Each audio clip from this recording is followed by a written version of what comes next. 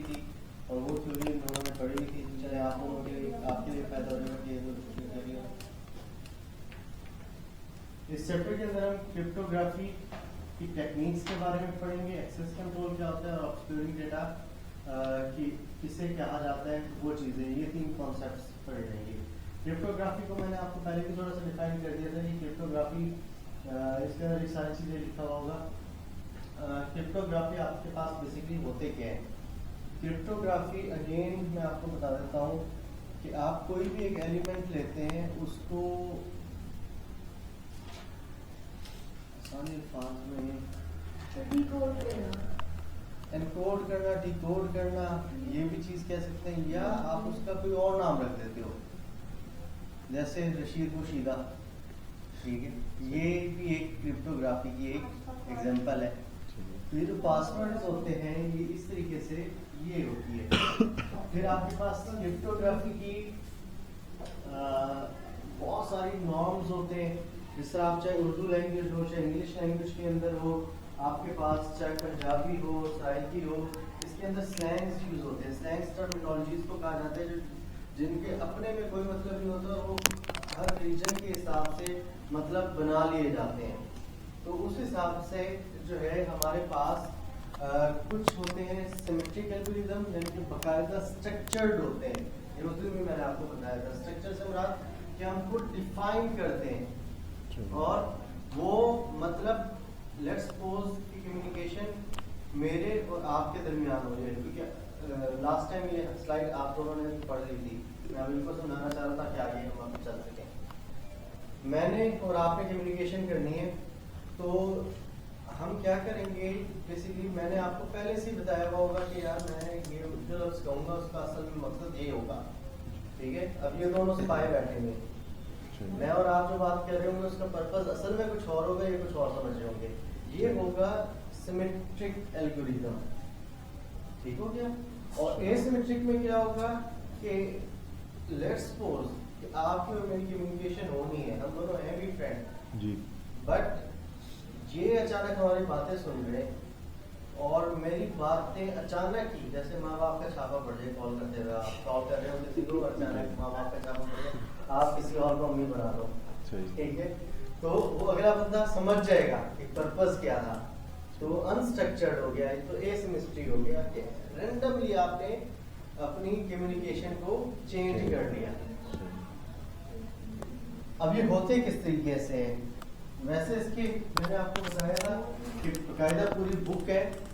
अब जाहिर सी बात है हम बुक तो नहीं कवर कर सकते, और इसके ऊपर रिसर्च पेपर्स भी आप अगर खाली ये जो आपके पास 3DES, ट्रिपल DES, ये जो सबसे ऊपर वाला सिमेट्रिक एन्क्रिप्शन लिखी हुई है, इसी को अगर आप पढ़ना स्टार्ट करेंगे तो तकरीबन 1 से 1.5 साल लग जाएगा सिंपल इस स्टैंडर्ड को। बट मैं आपको बता देता हूँ डिजिटल एन्क्रिप्शन स्टैंडर्ड है, ये आपके पास 64 बिट का साइज होता है और ये आपके पास 56 बिट की यूज करता है। इसका मकसद क्या है, 64 बिट असली जो डाटा आपका होगा वो डिसाइड करेगा 64 माइनस 56 कितने बिट्स रिमेनिंग पीछे रह गए, मेरे ख्याल से 8 बिट असली आपका डाटा 8 बिट के अंदर वो छुपाएगा और बाकी 56 बिट्स के अंदर उसको चेंज कर देगा, जिसके बाद आपके पास यही जो है बिट, जब आप इसको स्ट्रिंग को ओपन करेंगे, जैसे लेट्स सपोज के एक है इधर फॉर एग्जांपल वैसे लिखा हुआ है, मैं कंसीडर कर देता हूँ ये फॉल्स लिखा है, फॉल्स को इसी टेक्निक के मुताबिक जब ओपन किया तो ये कोडिंग लिखी हुई आ गई। या बहुत कॉमन एग्जांपल आप लोगों ने वो प्रैक्टिस किया हुआ है, ठीक है, जब सिस्को में आपने पासवर्ड्स लगाए थे स्टार्ट में, तो आपने एनेबल सीक्रेट लगाया था। एनेबल सीक्रेट के अंदर आपने जब नॉर्मल पासवर्ड पुट किया था तो वो एनक्रिप्टेड होके बहुत लेंथी स्ट्रिंग लिखी हुई आ रही थी सिंबल्स की शेप में, उस चीज को हम एनक्रिप्शन कहते हैं।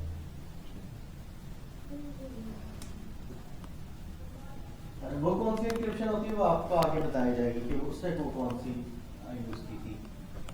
फिर आपके पास IDEA international data encryption algorithm, ये 64 बिट का यूज करते हैं आपके पास। AES एडवांस इंक्रिप्शन टेक्निक्स, ये आपके पास जितने वाईफाई नेटवर्क्स होते हैं ये यूज़ करते हैं advance encryption techniques.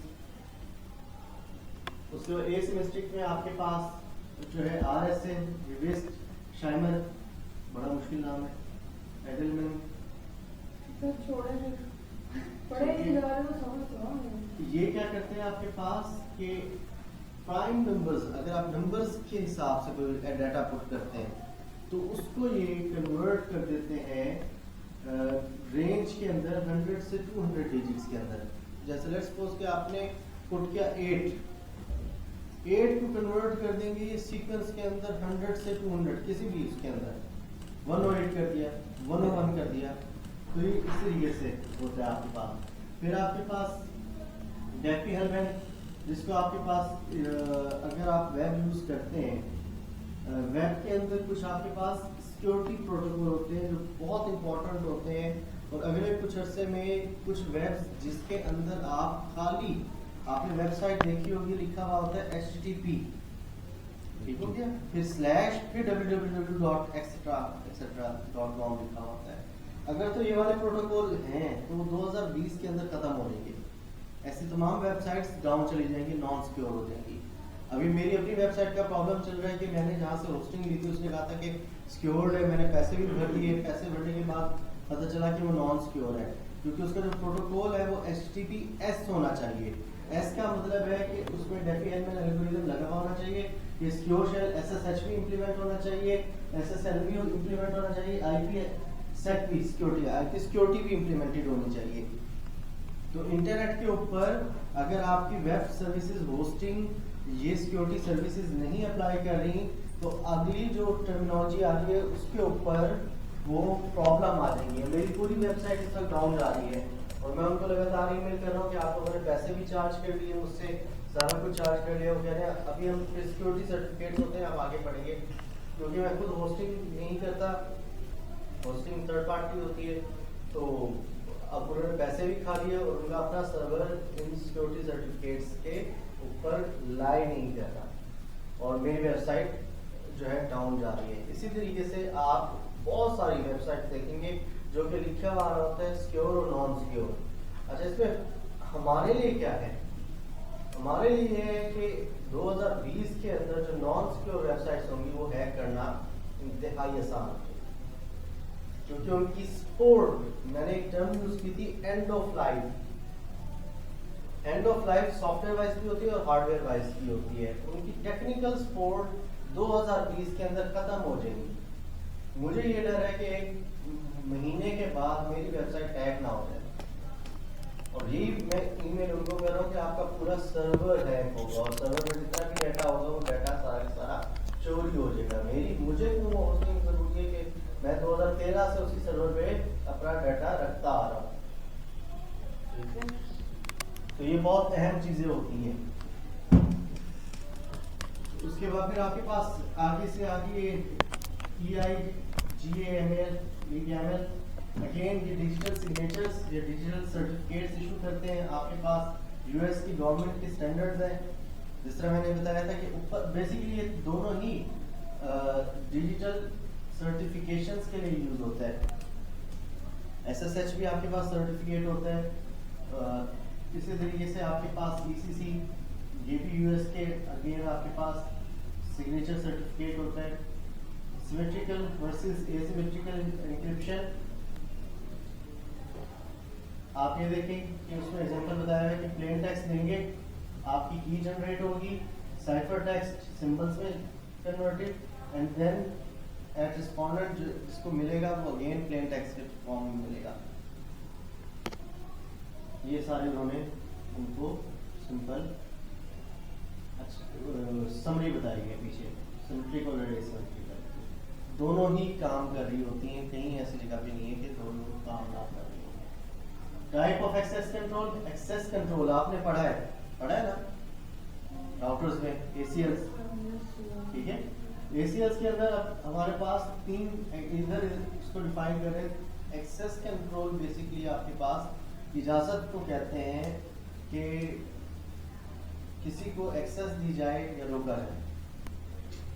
Physical access control entry और exit at a physical point, कि आपने जो चीजें सीखी थी वो एंट्री और एग्जिट थी आपके राउटर के थ्रू, आप ट्रैफिक को बाउंड कर रहे थे। लॉजिकल एक्सेस कंट्रोल आप अपने कंप्यूटर सिस्टम और प्रोटोकॉल्स के थ्रू, देखिए हमने दोनों कैटेगरी के एक्सेस कंट्रोल सीखे थे। हमने पहले सीखा था आईपी स्टैंडर्ड एसीएल और दूसरा हमने प्रोटोकॉल बेस्ड टेक्नोलॉजिकल सीखा था। तीसरा था एडमिनिस्ट्रेटिवली एक्सेस कंट्रोल, ये आपके पास सर्वर्स के थ्रू लगाया जाता है।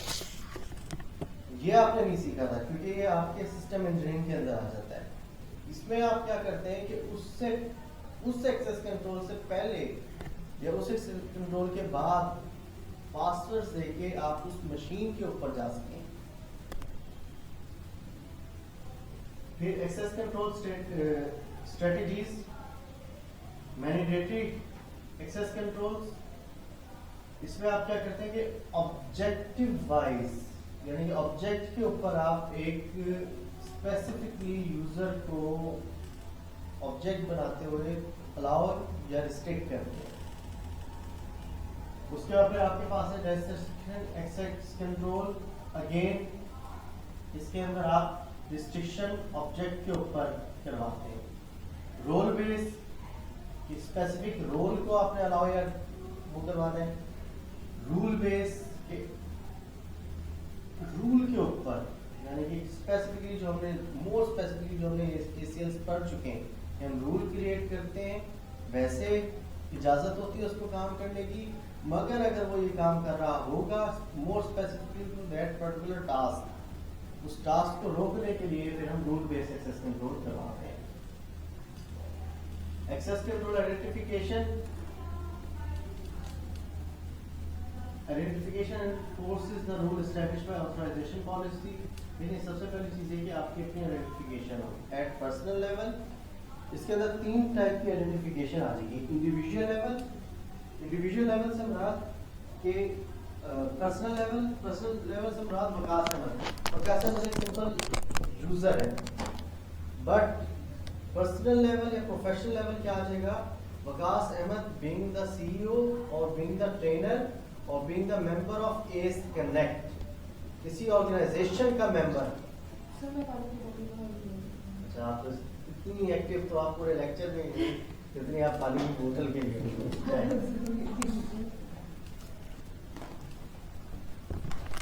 ये वैसे भी लेक्चर सुन रहे हैं, आगे चलता हूँ।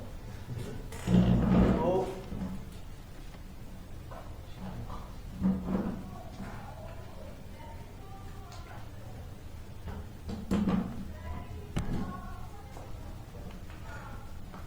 पर्सनल लेवल यहाँ मैं कहूँगा कि मेरी यूजर की हद तक सिक्योरिटी की थ्रेट्स कम है, बट है जरूर।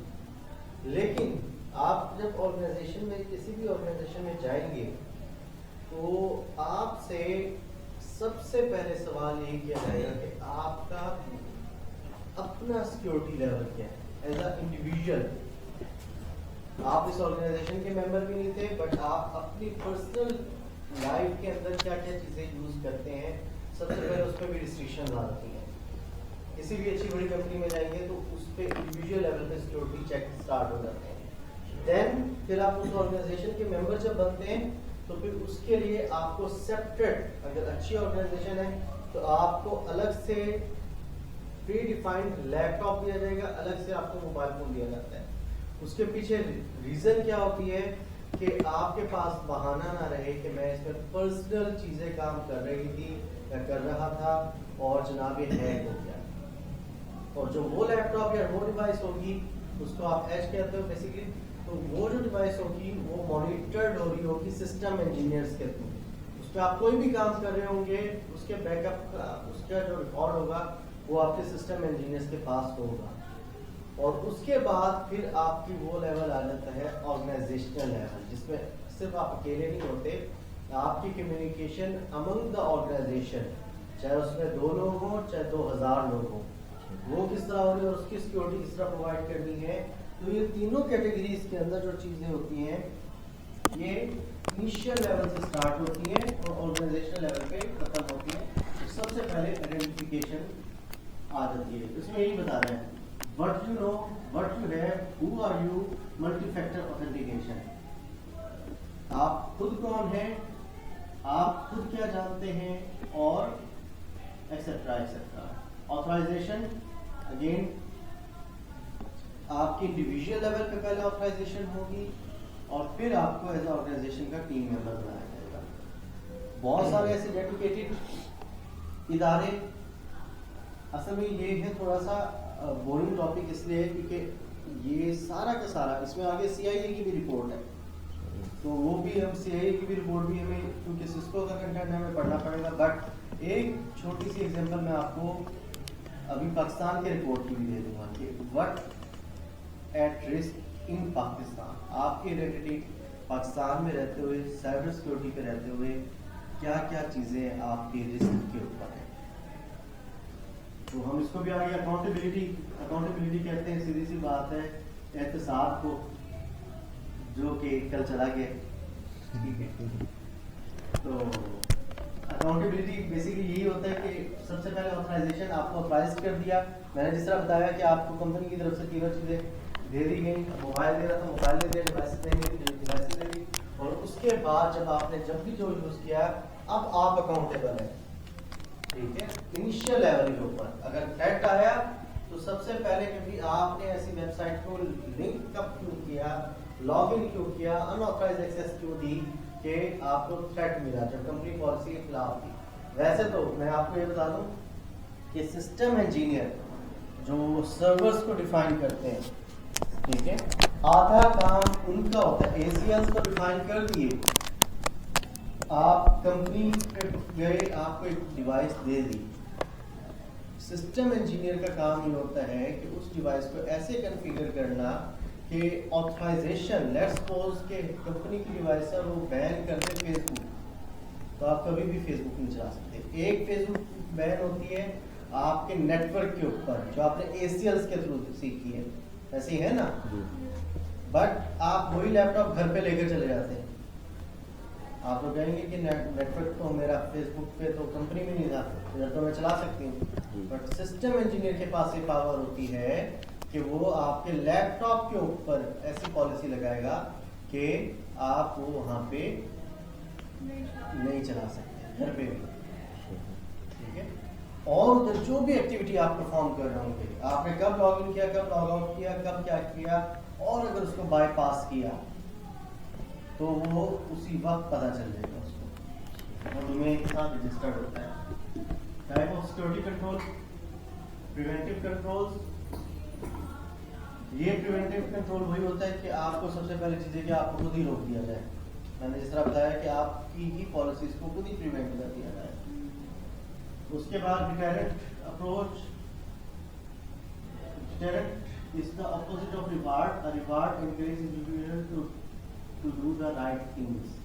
ये आपको चीज़ दे दी है और आपको गाइड कर दिया कि ये काम नहीं करना, अगर नहीं करोगे तो रिवार्ड मिलेगा, करोगे तो सजा मिलेगी। डिटेक्टिव कंट्रोल्स, ये देखिए कितना अच्छी चीज़ बनाई है, ठीक है। ये कुत्ता खोजी होता है। तो मैंने पहले बताया था कि system engineers log in log out हर चीज़ को देख रहा होता है, वो डिटेक्टिव कंट्रोल्स काम कर रहा होता है। नेटवर्क इंजीनियर्स नहीं, सिस्टम इंजीनियर, ठीक है।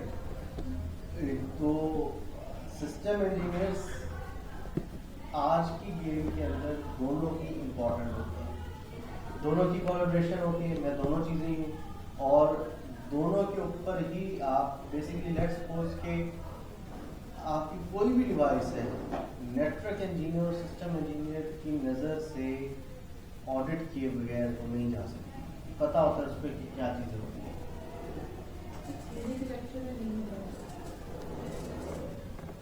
करेक्टिव बेसिकली देखिए, थ्योरी आपकी विजन को प्रमोट करती है और कुछ नहीं करती। थ्योरी मुझे भी बहुत जगह है, तभी तो मैं 2-2 लाइनें पढ़ा के भाग रहा हूँ, ठीक है।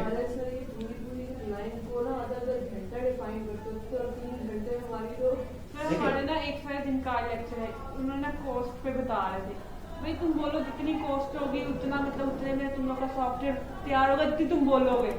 1.5 घंटा कोस्ट कोस्ट कोस्ट पक गया, हम लोग सर में दर्द शुरू, उनका कोस्ट नहीं खत्म हुआ। देखिए मैंने तो असल में आपको लेकर आने प्रैक्टिकल पे ज़्यादा, मुझे तो ये सिस्को के स्टैंडर्ड्स पूरे करने हैं कि ये जो असल में सिस्को का स्टैंडर्ड है जो हम साइबर सिक्योरिटी एसेंशियल पढ़ रहे हैं, ये 40 आवर्स की क्लास है, 40 आवर्स की क्लास है जो मैं कोर्स कम 8 आवर्स में कंप्लीट करवाना चाहता हूँ, ठीक है।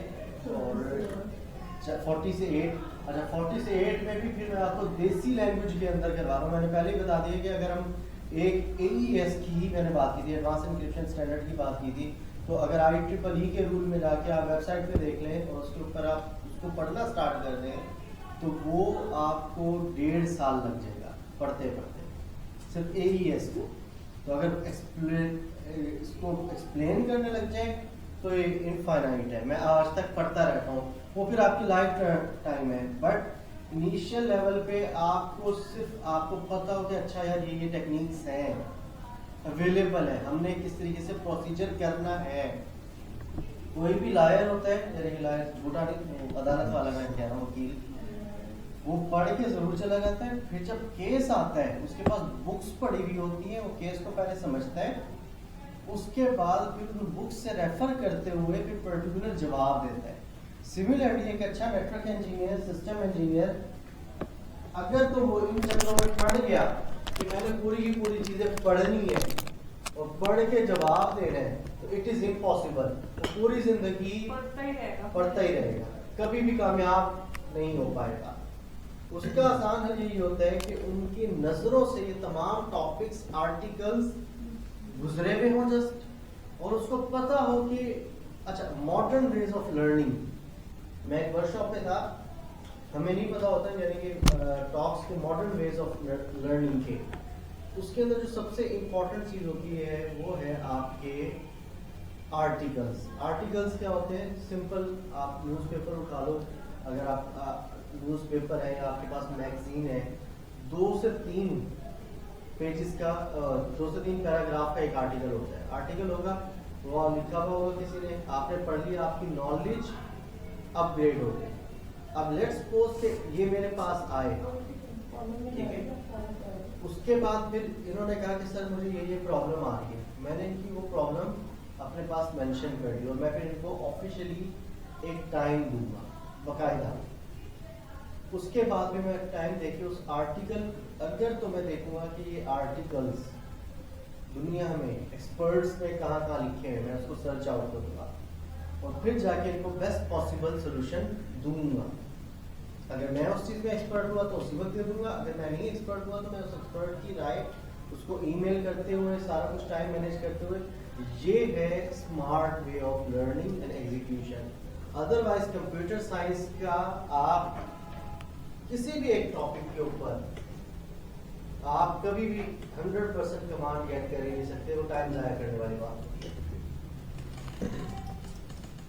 कोरेक्टिव कंट्रोल्स, लेट्स सपोज यूनिवर्सिटीज के अंदर मैं आपको बता देता हूँ कि जिस तरीके से हमें प्रोग्रामिंग पढ़ाई जाती है 100% गलत तरीके से पढ़ाई जाती है।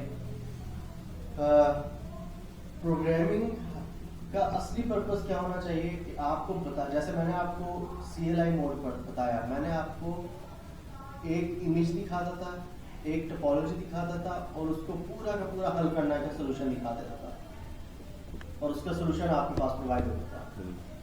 अब आपको पता है कि अगर लेट्स सपोज नहीं आपने सीखा, आपके पास नोट्स अवेलेबल है, कमांड्स अवेलेबल है, अब ऐसी टोपोलॉजी कोई आ जाए, आपको पता है कि सर में भी नोट्स नहीं हुए, इंटरनेट पे भी अवेलेबिलिटी है, अब ये आपकी इंटेलिजेंसी है कि दोनों को मर्ज करके किस तरीके से उसको सॉर्ट आउट करना है। सिमिलरली प्रोग्रामिंग का भी यही हिसाब किताब है, आपने रट्टे नहीं लगाने, प्रोग्राम इतना बड़ा होता है किस तरह रट्टे लग सकते हैं, इम्पॉसिबल है। तो नेट से डाउनलोड करेंगे, आप मॉड्यूल्स डाउनलोड करेंगे, उनको मर्ज करेंगे और प्रोग्राम बना देंगे। आपको ये काम पता हो कि ये हो सकता है। नॉलेज का सिर्फ ये ताल्लुक है, ट्रेनिंग्स का ये ताल्लुक होना चाहिए कि आपको ये पता हो कि ये पॉसिबिलिटी है, ये काम हो सकता है। और किस तरह हो सकता है, एक दफा आपकी आंखों के सामने से गुजरा हुआ हो, बस उसके बाद आपका काम होता है। करेक्टिव कंट्रोल्स, अगर कोई इस तरीके से आपके पास प्रॉब्लम आ भी जाए, अनरिकग्नाइज्ड अनऑथराइज्ड पोजीशन हो भी जाए, तो फिर क्या करना चाहिए? तो करेक्टिव कंट्रोल्स के अंदर आ जाए रिकवरी कंट्रोल्स। अगेन आ गया, काम बिगड़ गया, तो रिकवरी किस तरह करनी है? ठीक हो गया। कंपनसेटिव कंट्रोल्स कि लेट्स सपोज कि आपके पास नुकसान हो गया, रिकवरी भी हो गई, ठीक है, पहले आपने सही किया, फिर उसको रिकवर किया और अब उसको कंपनसेट करना है। कंपनसेट से मुराद कि जो डाटा 100% लॉस हुआ था उसकी जगह पे और उसके साथ हम अब बेटर तरीके से किस तरीके से हम उसको और एनहांस कर सकते हैं। ये इसको थोड़ा सा खुद पढ़ लीजिएगा, आपको ये ऑप्शन में बस पाकिस्तान की एक निकाल दूँ, ये सिक्योरिटी एक्ट पाकिस्तान लेवल पढ़ा पाके पूरी जाना बंदी होगा।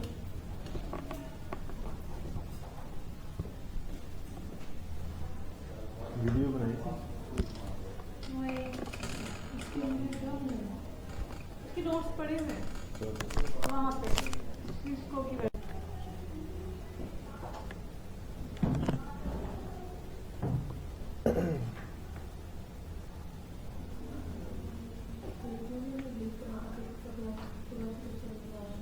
जो हमने सुनने में पहले तो आया हमारे यूनिवर्सिटी में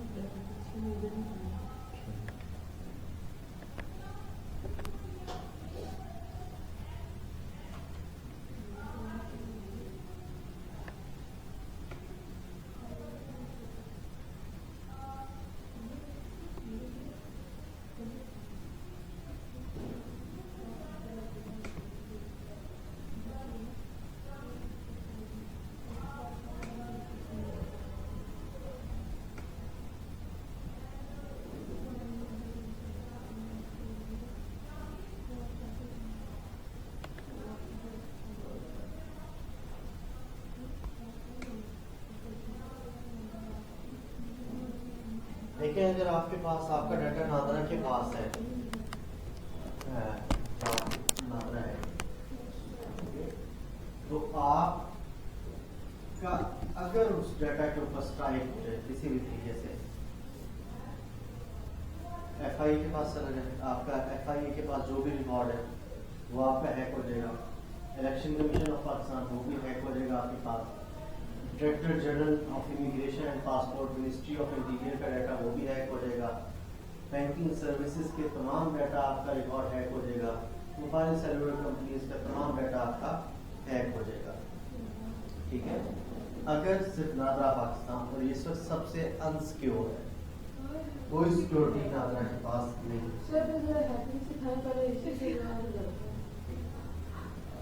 अच्छा, ये चीज़ों की और अगर कोई जैसे सिंपल एक बैंकिंग सेक्टर में जाके हैकिंग करता है, अगर सेकंड फिगर है कि सिंपल एक, वो तो आपकी नेशनल एंटिटी थी ना, और ये एक प्राइवेट ऑर्गेनाइजेशन पे जाके कोई हैक करता है, तो उससे क्या होता है, अगर आपका कोई भी Pakistan stock exchange, mobile banking है, mobile postal money transfer services है, ऑनलाइन बैंकिंग ट्रांसफर है, वेरियस फाइनेंशियल सर्विसेज है, और ये कोई बहुत दूर की बात नहीं है, एक साल पुरानी बैंक के ऊपर पाकिस्तान के ऊपर अटैक हुआ था, साइबर अटैक, और आपके बिलियंस ऑफ रुपीस यहाँ से पाकिस्तान से गायब हो गए हैं।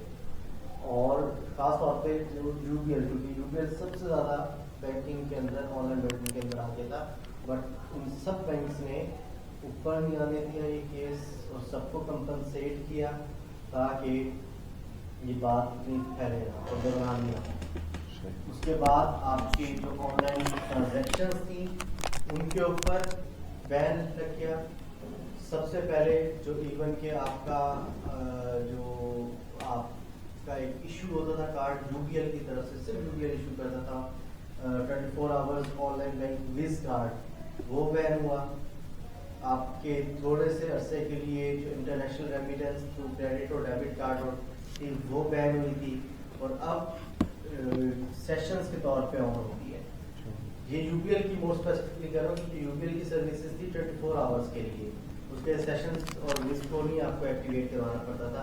अब आपको एक्टिवेशन करवानी पड़ती है कि 1 घंटे के लिए एक्टिवेट कर रहा हूँ, और अगर वो नहीं होगा तो फिर दोबारा डाउन चली जाएगी वो सर्विस। उनकी हरकतों की वजह से आपने सुना होगा लोग कहते हैं कि अब पेपॉल नहीं आ रहा, पायनियर नहीं आ रहा या एक्सेट्रा, वो जो सर्विसेज है इंटरनेशनल रेमिटेंस की, वो इसी वजह से नहीं आती कि आपके पास साइबर सिक्योरिटी नहीं है। सेकेंड ये कि कल मैंने आपको शायद बताया था या नहीं बताया था, एक सर्वे के मुताबिक 2 सर्वे, एक ये है इंटरनेशनल स्ट्रेटजीज फॉर बिल्डिंग, ये एक बेसिकली फर्म है जो कि वर्कफोर्स प्रोवाइड करती है जितने भी आपके साइबर सिक्योरिटी एक्सपर्ट्स होते हैं। उसके मुताबिक मैं आपको एक चीज़ बताना चाह रहा हूँ, सारे सर्वे हैं, हमारे पास ग्राफ है।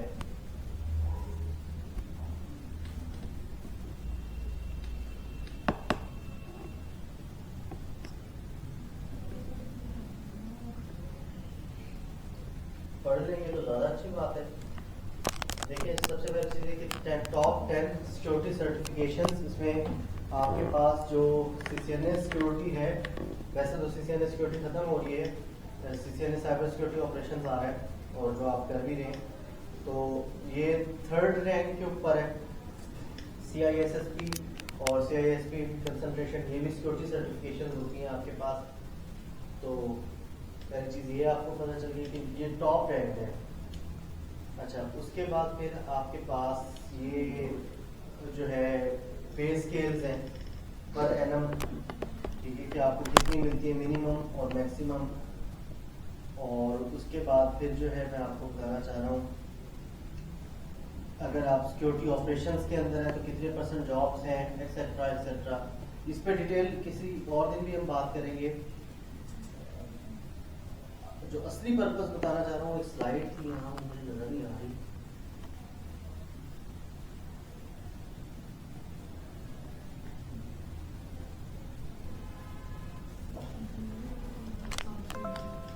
चले मैं बता देता हूँ इसका। इस ऑर्गेनाइजेशन को कहते हैं ISC स्क्वायर, ठीक है, strategies for building and growing strong cyber security team.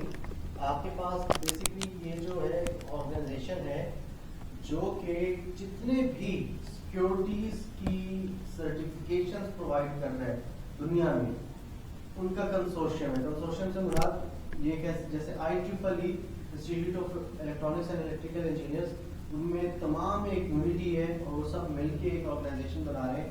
इसी तरीके से साइबर सिक्योरिटी के जितने भी इदारे हैं सब मिलके उनके कंसोर्शियम है, एक ग्रुप है। उसके अंदर आपके पास सिस्को भी है, माइक्रोसॉफ्ट भी है, जूनिपर भी है, सबके इदारे हैं। अच्छा, उनकी रिपोर्ट, इस रिपोर्ट के मुताबिक जो सिस्को ने साइबर सिक्योरिटी की रिपोर्ट दी हुई है, उसके अंदर 2020 के अंदर जो खाली वर्क प्लेसेस जाएंगी, यानी कि वर्क स्पेस जाएंगी जिसमें किसी को जॉब नहीं मिलेगी, यानी कि लोग ग्लोबली डिमांड करेंगे कि हमें साइबर सिक्योरिटी एक्सपर्ट चाहिए, और वो फिलअप नहीं हो पाएंगी क्योंकि इतने लोग नहीं मिलेंगे। वो है 1.5 मिलियन, यानी कि 15 लाख लोग अगले साल 2020 के अंदर कंपनीज को रिक्वायर्ड होंगे कम से कम, और वो मिलेंगे नहीं इनको। ये सिस्को की रिपोर्ट है, सिस्को एक्सपर्ट। और ISC सिक्योर की इसकी रिपोर्ट क्या है कि 2021 के अंदर यही तादाद 3.5 मिलियन होगी, यानी कि 35 लाख। आपकी कम नहीं हो रही, तादाद ज़्यादा हो रही है, यानी कि आफ्टर 1 ईयर ये 2 मिलियन ज़्यादा तादाद हो रही है एक्सपर्ट्स के लिए। तो मैं इस टाइम पे आप लोगों को ये कहूँगा कि एक मशहूर कहावत है, अंधों में काना आता। एग्जैक्टली, यानी कि अगर ना आने से कुछ आना बेहतर है। और जब उनको कुछ नहीं मिल रहा तो जो ऐसे लोग ठीक है जिनको कुछ आता होगा तो जाहिर सी बात है पिक करेंगे, जिनको टर्मिनोलॉजीज तो पता है। फिर कंपनी इन्वेस्ट करती है उनकी रिसर्च एंड डेवलपमेंट के ऊपर, उनको खुद ही ट्रेनिंग्स के ऊपर इन्वेस्ट करती हैं, और आहिस्ता आहिस्ता आहिस्ता एक बंदा जिसको पे मिल रही है और आगे से बताओ कि अगर अब काम नहीं करूँगा तो निकाल भी दिया जा सकता हूँ, तो काम करना सीख भी जाता है और कंपनी एनवायरनमेंट काम सिखा भी ये देती कंपनी है। कौन सी है जो मुझे गाड़ियों को रखने की तो बताइएगा सीबीएम की बात बता रहा हूँ।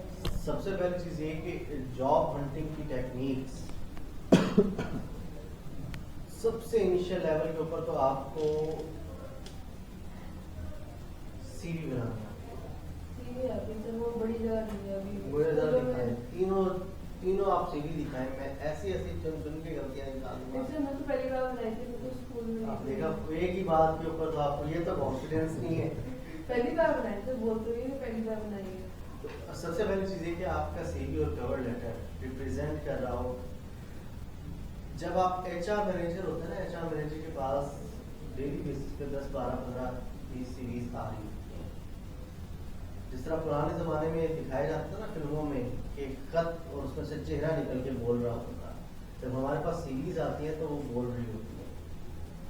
ठीक है, तो वो जो अल्फाज का चुनाव होता है वो ऐसी रिप्रेजेंटेशन होती है कि जो आपके क्वालिफिकेशन के साथ मैच करती हो, और फिर जब आप एक्चुअल में जब आओ उनके सामने तो मिसमैच ना, तो उनका दिल ना टूटे यार इसके सीवी में ये चीज़ लिखी थी, और उसके बाद शक्ल जब इसकी एक है नहीं। और उसके बाद शक्ल नहीं, वो उसकी बात करते हैं प्रेजेंटेशन की, और ये तो उसके लिखा हो बाद उसके बारे में पता हो। एग्जैक्टली, और उसके बाद जब आके बैठे तो वो ना निकले क्योंकि उनकी जो कहानी थी तेरी मेहरबानी। तो फिर आगे से बंदा ये कहता है कि भाई तेरी मेहरबानी, तू ना, सारी चीज़ें देखनी पड़ती हैं, तो इनको आप देखें और इंशाल्लाह